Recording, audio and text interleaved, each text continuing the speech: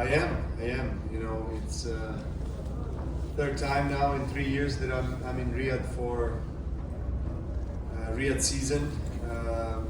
Played with Carlos one match in December 23. Then last year was Six Kings Slam, and now again. And I'm really surprised pleasantly with the amount of people being present on tennis matches, and their passion and support for the players and for this sport is truly commendable. And I want to thank everybody really again. And sorry I couldn't, you know, challenge Yannick a bit more, but he was just too good. And yeah, you know, we'll live to see another day, and you know, hopefully in a few days' time will be better. Hanging on about hard luck, Garage with its rivalry keeps producing such incredible tennis. How do you process such a loss, and what positives do you still take out from your performance tonight, Riyadh? Look, you know, I always try to improve. As I think pretty much anybody that is really playing at the highest level, you always look to be better than what you were yesterday or last week. I know that things are a bit different for me nowadays in terms of the level of tennis, my body, and you know, it's not like when I was at my peak. I know that, but I still go. You know, I still try to play at the highest level and compete with the best players in the world. Yannick and Carlos are without a doubt, you know, a few levels above all of us. But I still try to keep that, you know, I guess close the gap, you know, and try to challenge them on the biggest tournaments. And that's what I've done. I think, you know, 4 Grand Slam finals, semi-finals this year, which, you know, for me, I'm not, you know, maybe fully satisfied because I've, you know, achieved the greatest heights in this sport for so many years. And then there's always part of me that's like, you know, only the title counts in a sense, but you know, also the new reality is the way it is, and I have to be satisfied with being top 5 in the world, you know, in these circumstances. Yeah, so that's how I see it. You know, I know that I'm very self-critical in the sense that I know that I can always play better. And even when I was at my highest level, I felt like I could play better. But I think that kind of mindset really helps, because you feel like you need to have always a mindset of pursuing the better version of yourself. You might never catch it, but you still like lean towards the perfectionism or whatever that is. But Yannick and Carlos are playing as close to perfection right now in the last year as they can be. So it's quite frustrating to play them when they're playing at such a high level, to be honest. But at the same time, it's great to see for our sport. You know, these guys are playing at such a high level and their rivalry. So this is something that is exciting. I know Vak, sorry about the loss today. I want to ask you about, since you've been playing for more than many of the guys out here right now, what's the hardest part about being a tennis professional, and how has that changed for you throughout the years? It's the commitment, it's the sacrifice, you know. We have a very long season. I mean, I'm not playing as I used to play the full schedule as most of the other guys, and I kind of pick and choose where I want to play, where I enjoy playing, where I just feel like I want to play. And thankfully, I've earned the right to do that. So it's really about enjoyment. It's about really where do I have a nice support, or where do I have good feelings about going, you know. And Riyadh has been really good to me in the last 3 years. I've enjoyed myself, so I'll try to keep on coming. That's all I can say, you know. It's quite a different situation for me in the last couple of years comparing to the first 20 years of my professional career. And so I'm just trying to thrive on this in this new or last phase of my career for however long it lasts. To bring first of all, joy to myself of competing, and to everyone else watching me. But it's definitely, yeah, it's not easy to sacrifice or take away maybe certain time that you would spend with the family because you have to train, because you have to get ready, but it's part of what I do. It's my choice, and so I'm not gonna complain about it. It's just how it is, and there are much harder jobs and professions in this world, and I'm blessed to be part of the sport that I truly still love, and competing, getting a lot of support around the world. That's an amazing emotion, amazing sensation. Novak, first of all, it's such an honor to talk to you face to face. Thank you. You inspired me today during the Joy Forum. Today you talk about Cristiano Ronaldo. You know, he reached 40 and still keep amazing performance. You are right now 38. Do you think your plan for retirement? Do you think to still keep keep playing until over 40? Well, yeah, I have some clarity in a vision that I would like to, reach the 28th Olympics in LA. I mean, that's one of the things that I said end of last year. So let's see. I really enjoy still competing. It's just a matter of whether my body holds on or not. Because this year has been really, really tough in that sense, in that regard. My body has not been really great and healthy, and most of the tournaments I had something, some kind of injury. So that depends a lot on whether I will be able to stay healthy, and if so, I can keep going. I will not play full schedule, that's for sure. So I will pick and choose where I play, and probably play less in order to preserve the body, in order to be able to expand or extend my career. How long? I don't know. But yes, I mentioned Cristiano today. Tom Brady played, he was 40 something, 42 or 3. LeBron James is 40 as well. So it's also equally motivating and inspiring, to see these guys. And I know that both of these guys put a lot of attention and effort into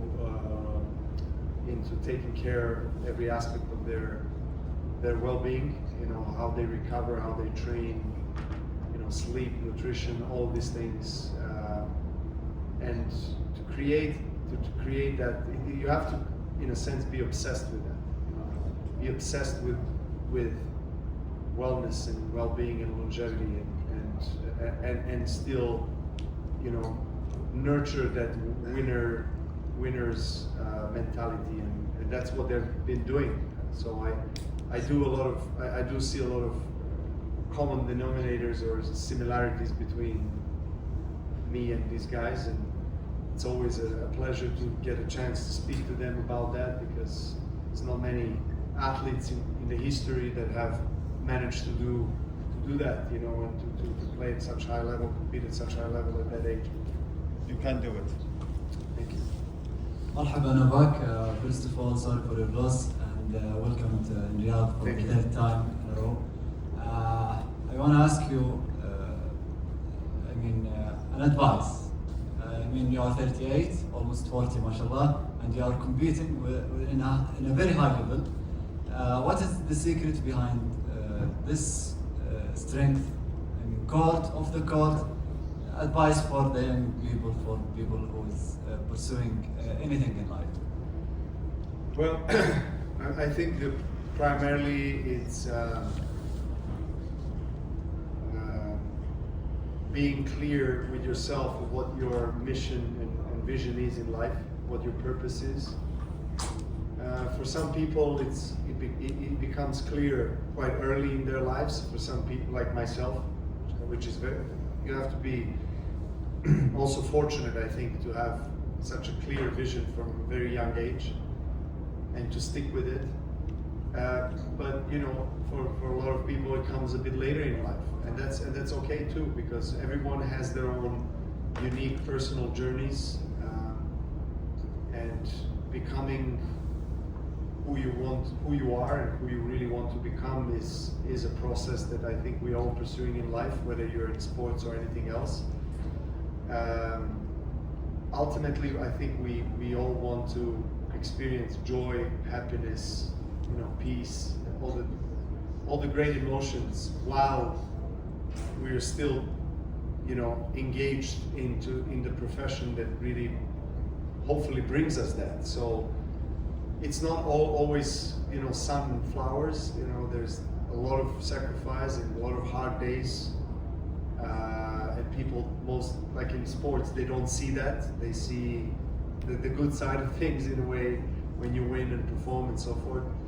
But that's okay, because in the end of the day, you have to be okay with suffering, because it all makes sense when you achieve certain things, and then you're flooded with emotions and joy, and then you say, wow, okay, it was worth it. So my advice, in short, would be whatever you do in life, make sure it's worth it in yourself, in your heart, not what others say. Whether it's sports or anything else, when you do something and you suffer, it's like, okay, but it's worth it because I really feel it's worth it. That's probably the key to happiness, I guess, in the end of the day, even if you maybe don't succeed in greatest things, but you still feel good in your heart because you tried it. Thank you. Thank you. I know Mark. I'm the voice from this magazine. How has your stay here in Riyadh been so far? And obviously, this isn't your first time here in Saudi. What has surprised you the most about the country? How many young people you have? I mean, it's they are very passionate people, people that are embracing the international visitors and cultures coming in, and they're full of life, and also really admiring athletes, which is nice. Nice as an athlete, it's really good feeling to have that you have people who want you to be here. They're excited to see you. They appreciate what you do. So that's really been the highlight of my last 3 years, and that's why I keep on coming back, because I feel well respected and welcomed here by everyone. Really, Riyadh season is amazing with all the incredible sporting and entertainment events. This Joy Forum that I visited today is also, I mean, if not the best conference I was part of. Like the quality of organization and the talent that was there as well, that will be there also tomorrow speaking is something that you don't get to see that in many places. So Riyadh, Saudi, is able to attract the best of the best worldwide in their respective industries and professions. So that's admirable and commendable, and so I'm enjoying my time.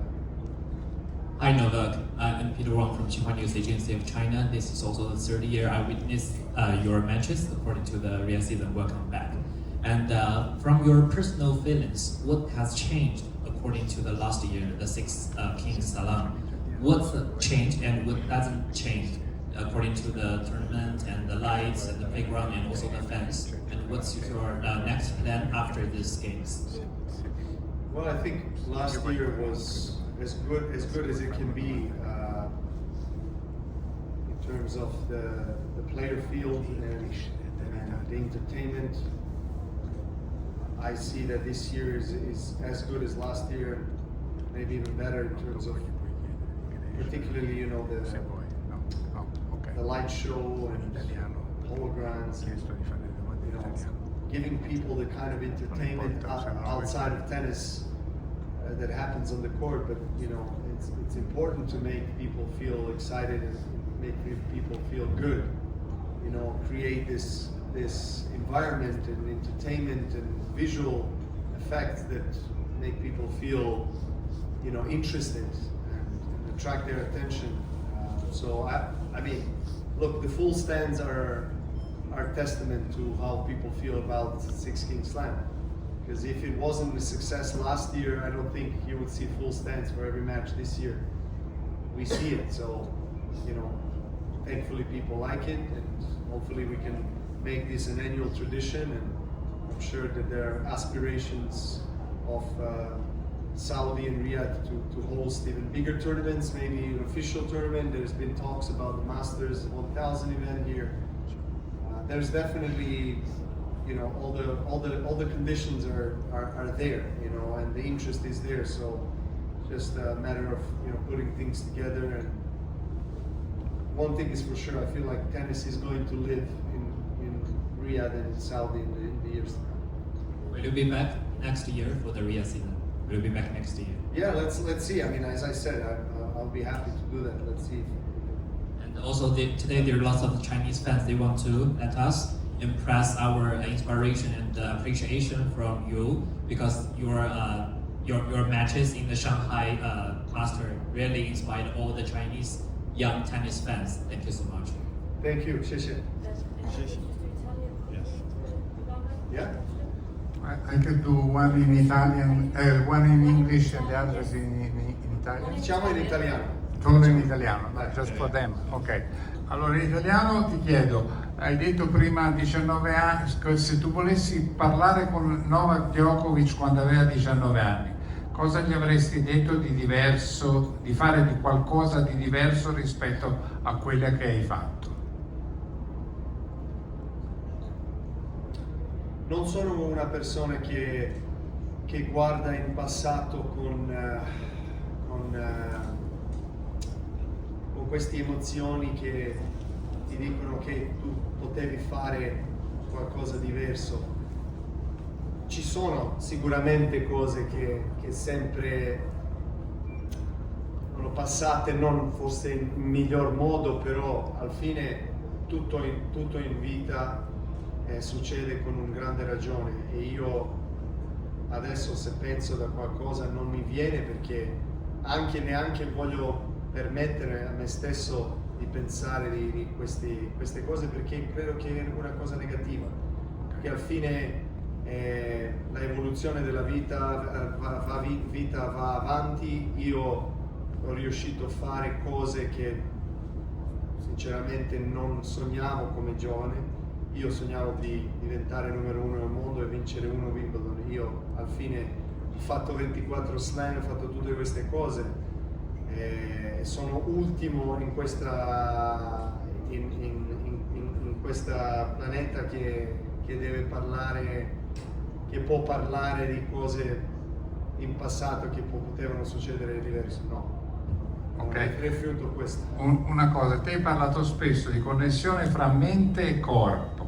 Ecco, c'è stato un momento in cui questa connessione ha cambiato il corso di una partita o di una stagione? Questa è la domanda. Parlavo prima molte volte che ho avuto grande fortuna, che ho incontrato un paio di persone, particolarmente mia mamma di tennis, come li chiamo, che non è con noi adesso, però lei mi ha influenzata molto da quando ero giovane, avevo 8-9 anni, sono andato da lei a sua casa dopo allenamenti, abbiamo ascoltato musica classica, abbiamo letto poetry, abbiamo fatto visualizzazione, tutte queste cose che sono veramente fondamentali. Io non capivo, perché ero troppo giovane, perché faccio questo, però seguivo lei perché lei era come mio idolo, era un'autorità che io seguivo, e credo che tutto è iniziato da quel momento là, questo approccio olistico, diciamo. E ho avuto fortuna, perché se non c'era lei nella mia vita, non credo che incontravo questa mentalità e approccio così presto. E dopo ho sviluppato ovviamente il sistema me stesso, però la fondazione viene da là. Anche Pilic. Anche Niki, sì. Grazie.